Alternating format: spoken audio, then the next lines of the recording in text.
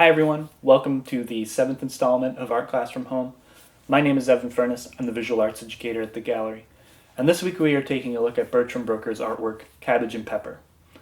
This artwork is a still life, which is a genre of painting that depicts inanimate objects, usually displayed on a table in some sort of arrangement. They're often used as a way for artists to practice drawing and painting, but the still life has also been the basis for lots of experiments by artists like Picasso and Cézanne. This week's activity walks you through the process of setting up a still life and gives you some tips and tricks on how to get the best results from your drawing exercise. Thanks for tuning in, check out the demo, and I will see you in the studio. Hi everyone, welcome to the 7th installment of Art Class from Home. This week we're going to be talking about still lifes, which is a genre of painting which usually feature a series of still objects laid out on a table in some sort of an arrangement. Usually they have things like flowers, fruit, cutlery, that sort of thing in them. So if you ever see paintings that are just a vase of flowers sitting on a table, that can be considered a still life. This week I'm going to show you just very quickly how to set one up, things that you can look for when you're choosing your objects that you want to draw, and one of the main ways that you can practice your drawing skills with a still life, and that being applying contour drawing. I'm going to start off by talking about what to look for when you're choosing your objects. You want to choose at least 3 different objects. 3 is a good number. It can give you a nice composition without being too crowded. But when you're choosing your objects, you want to keep in mind 3 different things.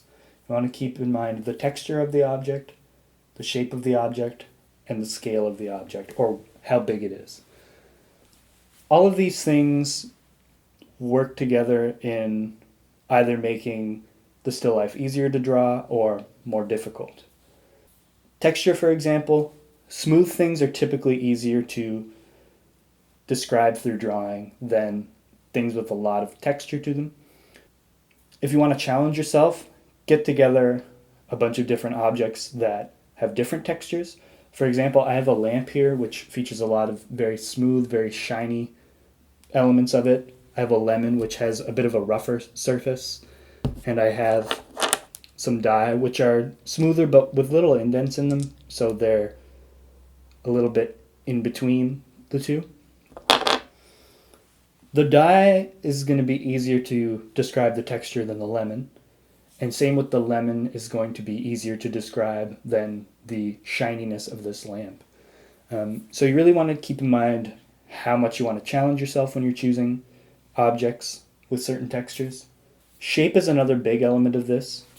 Something like these dice or a lemon, pretty easy to draw. They have a uniform shape, whereas something like this lamp, there's a lot of ins and outs to them. And if you get into things like toys with a bunch of different parts shooting out in different directions, it gets really complicated really easily. So if you're just starting out with drawing from observation, choosing things with very little going on is a good place to start. Like a piece of fruit, that's why still lifes often have fruit in them, is that they're a fairly basic way to start drawing from observation. Start with something with a simple shape and then kind of work your way up to something like this lamp. Scale is the other thing to keep in mind. Drawing things that are small is difficult in a way that is different from drawing something that is large. They both have their challenges. Another thing that's important with scale in a still life is that when you put them all together, they all have sizes that relate to each other in the drawing. And when you are translating them from what you see onto the page, trying to get the proportions between how big your dice are to your lemon to your lamp is a difficult thing to achieve. So scale is important when you're thinking about proportion as well.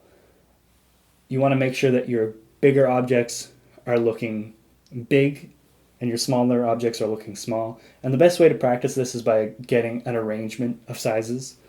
For my still life, I used the these die, the lemon and the lamp, because we have a series of small things, more of a medium size, and then something much larger. So I get good practice at drawing small things and big things within the same drawing and trying to make it look like they exist in the.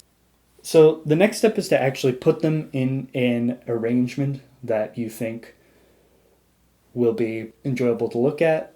So remember to keep in mind texture, the shape of the objects, and the scale of the objects. All of these things will either make your drawing easier or harder, so just keep that in mind when you're choosing what to draw. The next step is to actually arrange your objects on a table. Again, the way that you set them up can make it easier or it can make it harder. For example, with this lamp, depending on the orientation, if I try and draw it head on like this, it'll be a lot easier than if I try and draw it from the side, because it reduces the number of curves that I'm actually seeing. So keep that in mind whenever you're, and same with the die. If I draw them head on, that's a lot easier than drawing them at a diagonal. The lemon is kind of equally difficult from all angles, and that's why fruit is kind of nice. You don't have to worry about that as much. So I'm going to arrange these into a still life that I'm happy with, and then I'm going to walk you through a bit of a warm-up with the blind contour drawing and give you some tips for when you're doing your actual observational drawing.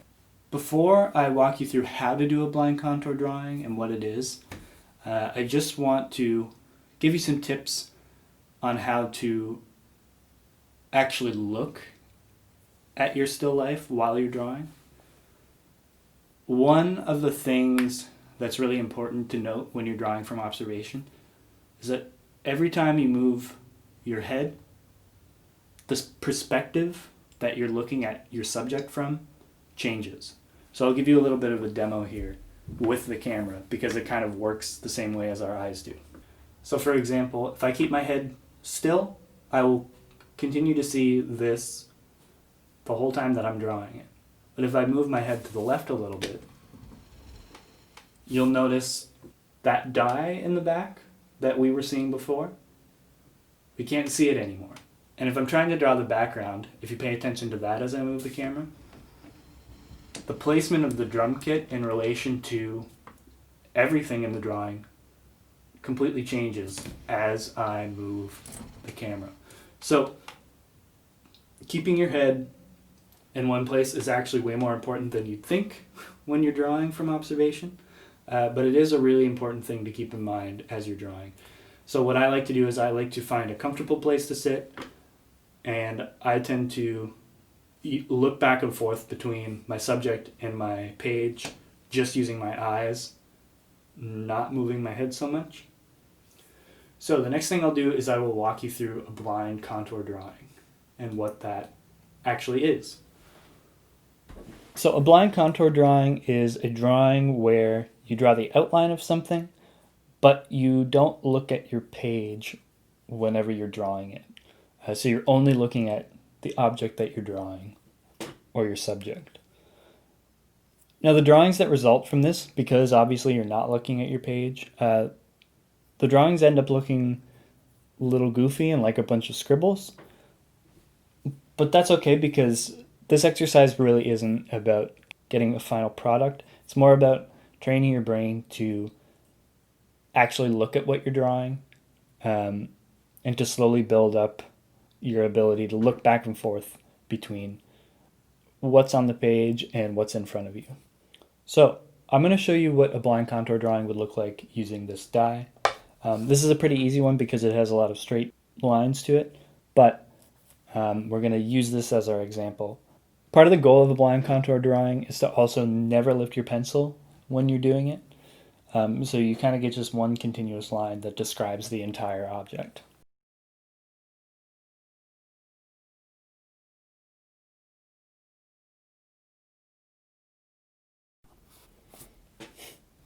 So that's what my blind contour drawing of a die looks like.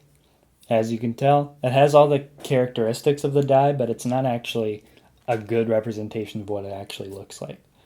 But that's not the point of a blind contour drawing. The point is just to train yourself to actually look and record what you're actually seeing, rather than your brain filling in information like it normally does. If you do blind contour drawings often enough, you'll be able to get really good at drawing. So that's all I have for you this week.